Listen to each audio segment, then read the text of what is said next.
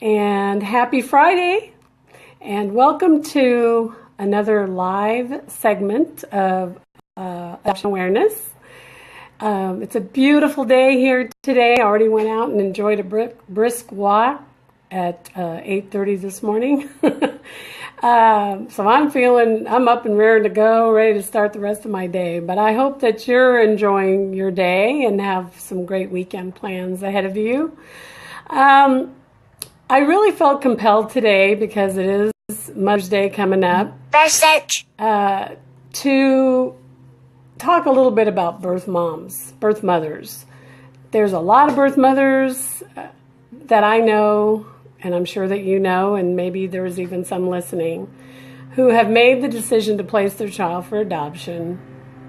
And when Mother's Day comes, it's probably very difficult, and I can imagine that it's very difficult.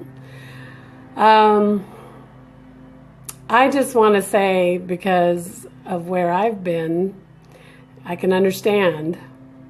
I've been blessed with 3 sons, 3 grown men now, husbands and fathers, and I have grandchildren. But I know that there are others out there who have not been so blessed, who have not had any other children besides the one that they placed for adoption.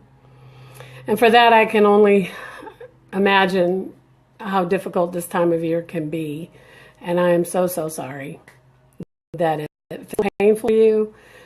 I want you to know, seriously, when I am on my page, when I am writing, when I am posting things from other agencies, I'm not doing this for myself. It's for you, the birth mothers out there who need encouragement, who need support. And I'm here for you too. I have said this many times before. I'm approachable. You can email me at adoptionawareness@hotmail.com, or you can send me a private message, whatever works for you. But I'm pretty available. So please know that, and please take advantage. I'm here for you, okay? And I did want to talk a little bit on, there's a lot of myths still out there and some misunderstandings when it comes to adoption. People don't understand it at all. The biggest thing I used to hear when I used to counsel birth moms is, how could you carry that child for 9 months and then give it away? That's a common statement. And, unless you've walked in that person's shoes, you don't know what the emotions are that birth mother is going through, the thoughts, the fears, the struggles. Women make adoption plans for any number of reasons. Financially, maybe they're in a relationship where the father's abusive and the mother doesn't want to raise a child in that situation. Maybe she's grown to realize, with other children in her life to raising one more would be too much for her. But I can tell you this: whatever the reasons are that a birth mother places and makes that decision, it is made with blood, sweat, and tears. It is a struggle. It's not easy. It wasn't flippantly made. The term give away just kind of gives that connotation that it was an easy thing to do. It's like giving away old clothes or shoes or your puppies. They had no value to you, so I'm giving them away. Well, that is just a big lie. It is a huge lie. When birth mothers are making, and I apologize for that, I'm going to do my best to, hopefully we won't have this again. When a birth mother makes a decision to place, she's not doing it for any other reason except out of love for that child. Otherwise, she would have made another plan. And I don't want to get into the whole abortion discussion, but that's a decision that she could have made. And a lot of birth moms do it, and I'm not condemning anyone for that, but a lot of birth mothers make that decision to carry that child for 9 months and then work with an adoption agency to find a family for that child so that child will be raised and loved in a way that maybe obviously she was not able to do. A lot of birth mothers can be very young when they place. They can be forced to place a child for adoption. I know that was very typical maybe 30, 40 years ago. I don't hear about it as much anymore. Having counseled hundreds and hundreds of women, having to make a forced decision is usually because the mother or father of the birth mom is making threats, wanting to kick them out of the house if they don't abort or if they don't make an adoption plan. And it's very hard for the birth mom. I mean, if you can only imagine, she's trying to make the right decision, but she's getting a lot of flack, a lot of negativity, if you will, from people that love her. But she doesn't need that. She needs support. She needs encouragement, lots of prayer. It's a very difficult decision to make. And so when you say the words give away, again, that's not what she's doing. That is not what she's doing. Sometime I'd like to talk about what the appropriate adoption language is to kind of, again, I'm here to educate. I'm here to provide resources for you. Even if you personally aren't in this process with adoption, you might know somebody who is. God may put you in a position where you need to love and support and encourage, even if you don't understand what she's going through internally. It's so important to understand the dynamics of adoption just so that you can be more sensitive, more empathetic or sympathetic to what the birth mother is going through. Okay? It's a lot. It's a lot to process. It's a lot of information, a lot of emotion that goes into this decision. And, you know, for a birth mother to make the decision to place her child for adoption, they have to become empowered as well. They need education. They need information. They can't just decide one day, I'm going to do this. They probably could if they're strong enough and, you know, have a good support system. But I strongly, strongly recommend educating yourself on adoption. Lots of stuff on the internet these days. Lots of good information out there. Get yourself educated so that you are making an informed decision, so that you're empowered in this process, so you have something to say about where your child ends up. You know, these days versus 40, 50 years ago, well, actually even going as far back as maybe 25, 30 years ago, there was no such thing as an open adoption. They were all closed. Closed meaning you never, in some cases, even got to see your child. Sometimes didn't even know the sex of the child. But if you did, sometimes you would not get to see your child. You wouldn't be able to even select a family. That was up to the agency. So it was a very closed adoption. You didn't know where the child ended up. You didn't know what kind of family. Now, over the years, adoption has become so much more progressive, I guess, because you have different timelines or different stages, that's a better word, of adoption. You can still opt to have a very closed adoption, or you can have some parts of it become open. Maybe you don't want to select a couple, but you would like to know the gender of your child and maybe even have a chance to hold your child. Maybe you don't want to do that, but if you do, I've known of birth moms having parties in the hospital room, like a baby shower, because that was the only time that she was going to see her child. So she had a party. She had a baby shower. People came. She held her baby. Video, pictures. It was awesome. I've been a part of those experiences, and they're amazing because they'll never, ever. I mean, I have vivid memories of things that happened to me. Never took pictures, never videotaped anything. So But I'll tell you what, it's treasured in my heart. It's a definite treasure. So, but you can choose as a birth mom to go through any part of the continuum of the adoption process when it comes to having an open adoption. So, and the hospitals have a hard time with this. The nurses especially, they really have a hard time with this. At least they used to. Back when I was working with birth mothers, I would walk into a hospital as the social worker, having counseled this birth mom for at least 5-6 months. And they didn't understand. Not even the social worker really understood. I had to do trainings eventually to different hospitals when I lived in El Paso, to nurses and doctors and social workers to help educate them on what this birth mother went through before she came to us and what our role is as the professionals in working with her. We're not here to snatch her child.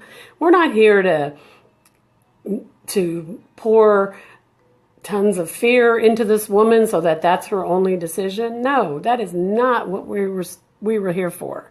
That's not what social workers today are doing with birth mothers. It's become so much more supportive, so much more encouraging through the process. But sad to say, many years ago, doctors and nurses would kind of influence the birth mom with their naive comments, not maybe realizing what they were doing.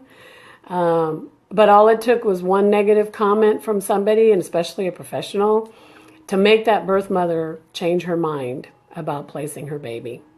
And after we'd worked for 6-7 months with this birth mom and trying to be supportive, helping her to have encouraging individuals and influence around her, and educating her and just doing everything that we could possibly do, in one negative comment from a nurse or doctor, she changed her mind. And what did that do? That crushed the hearts of the adoptive family that she picked out for this baby. It devastated them. I had couples tell me they felt like the baby they were hoping for and praying for had died when the birth mom changed her mind. So it's devastating. So when I would do these trainings to doctors and nurses and social workers, it was just to help raise awareness of what it means, or what is your role when a birth mother comes into your hospital, and what are you supposed to do? What's the bottom line? The bottom line is you're there to administer to her physical needs, not to judge, and not to try to mind in any way, shape, or form. I've even known doctors give probably a phone number and a name to a birth mom of a couple who was wanting to adopt. And that is so unethical, very unethical. You can bet they were reported.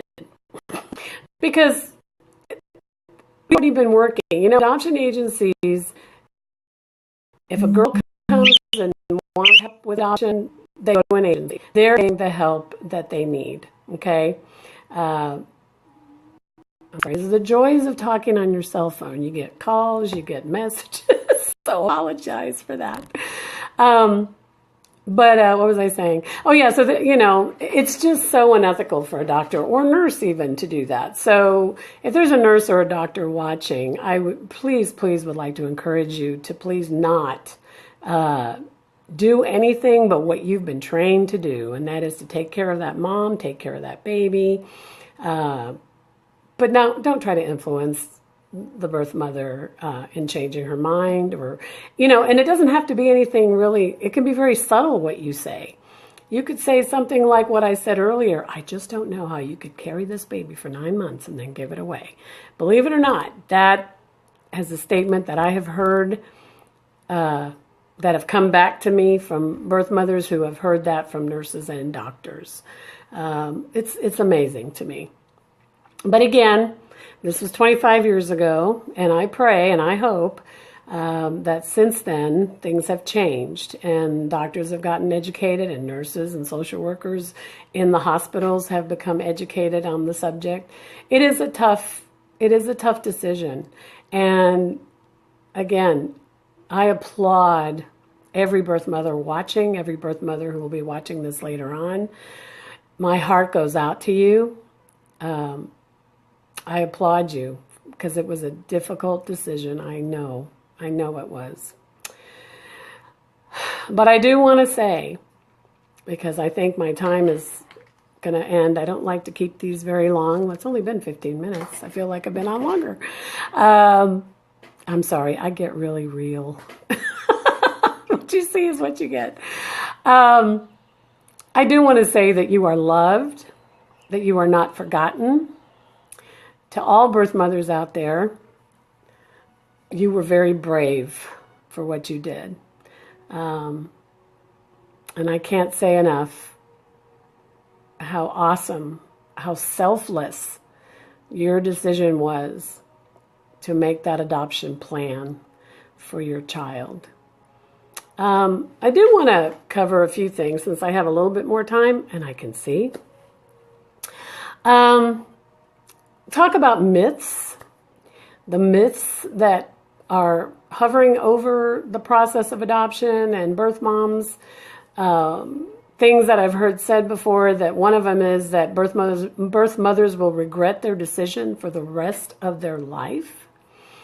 And I have to say that, having said everything that I've already said, making sure you get education and lots of information, lots of support around you.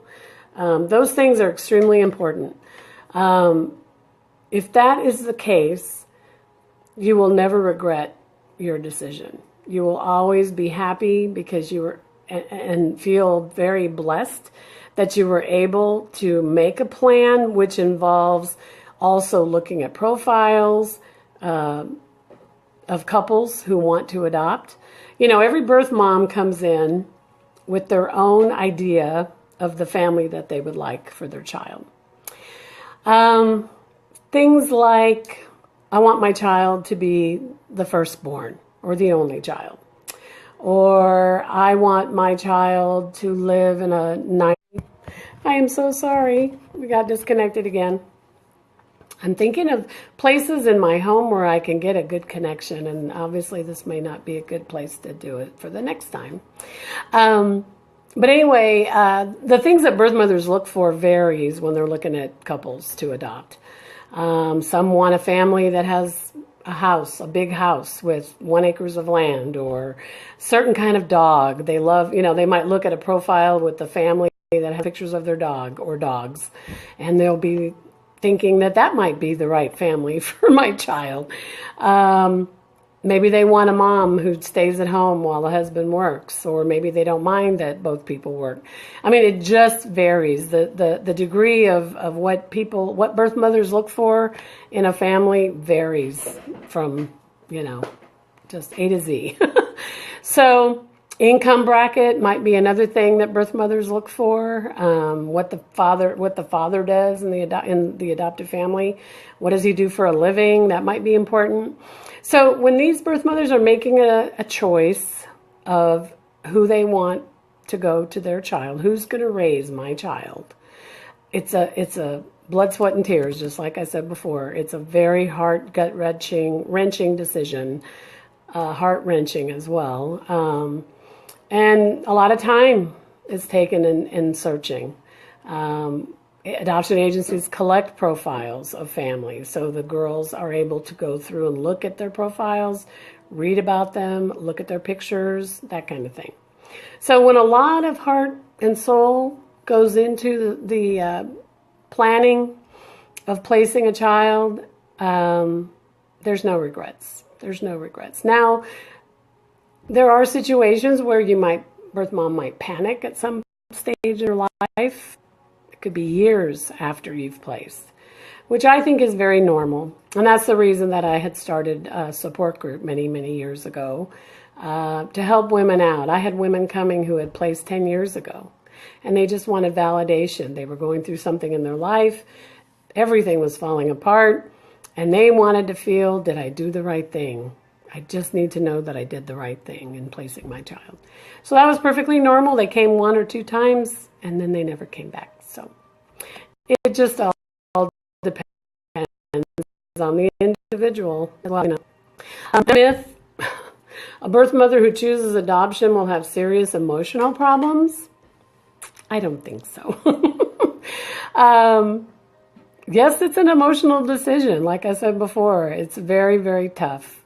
I know people who go on to go to college, they get an education, they get a degree, as I did, and they lead healthy lives. They end up having families, a permanent situation with a wonderful husband and more children. And it doesn't mean that they forget about the child that they, that child, I guarantee you, is always,